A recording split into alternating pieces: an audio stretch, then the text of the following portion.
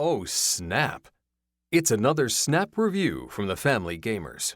Make your way home and avoid the sea monsters and the rocks. This is a Snap review for Tranquility. Tranquility is a cooperative card laying game for 1 to 5 players designed by James Emerson and published in the United States by Lucky Duck Games. Let's talk about the art in this game. This art is beautiful. It's art by Tristan Rossum.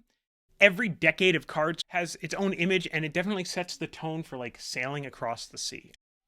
I love looking at the table when it's over, when the game is over and all the cards are laid out. It's just super, super gorgeous.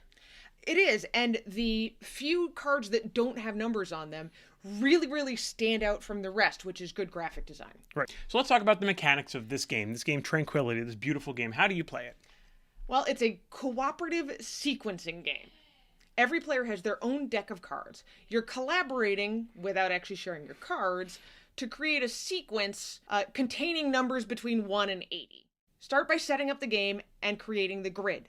There are 24 border cards you need to lay out to form the 4 edges of the grid. Then you'll need to separate out the start and finish cards, depending on player count, and put a certain number into the main deck. Shuffle it up, divide it evenly amongst all the players. Then every player draws 5 cards. So on your turn, you want to play a card into this grid. You can put that card literally anywhere as long as it follows the sequence. But there's a twist. So the twist in this game is that when you play a card next to another card, when you do that, you have to discard a number of cards equal to the difference in the card. So for example, if you play an 11 next to a 13, you need to discard 2 cards. 2 cards. It also means, since you only have a hand of 5, that normally you can't play numbers that are more than 4 apart. Right. So you always take the difference that's the lowest, and that's one of the strategies to this game. You don't need to start the game with a start card, which is a good thing because it requires the whole group to discard cards when it's played. You do need it before the end of the game, and then you finish the game with a finish card as the very last card played after your entire grid is complete. So there's a couple of other kind of cards in the box that introduce variants, which is great for this game.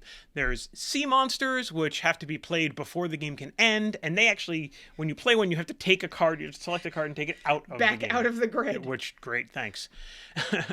The rocks and some of the other cards that are in there make rows unusable, so you'll play the jagged rocks, and that row, you can't place a card into that row for that round. These are all temporary difficulties that just keep the game a little bit more interesting. You can't play a card everywhere you want. Right. It adds some interesting strategic depth and a little bit more difficulty to the game. A little bit? A lot more difficulty to the game. So, Anitra, what did we expect from Tranquility? When you first showed it to me, I was like, that is a very oddly shaped box. Right. And then all the cards are very square, which is a little unusual.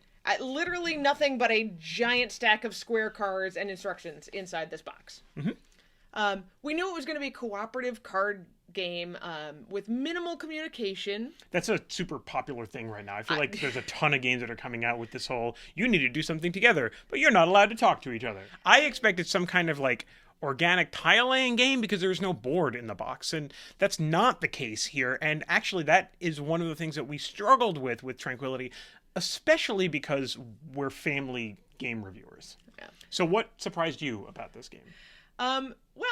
So my biggest surprise with Tranquility was how much space it took up based on the size of the box. Mm-hmm. You're going to lay out a 6x6 grid of cards on the table, plus a border of cards all the way around. Mm-hmm. So it's almost a 8x8, which is huge. The cards are the only thing you're laying out, and it's really important that they stay in order.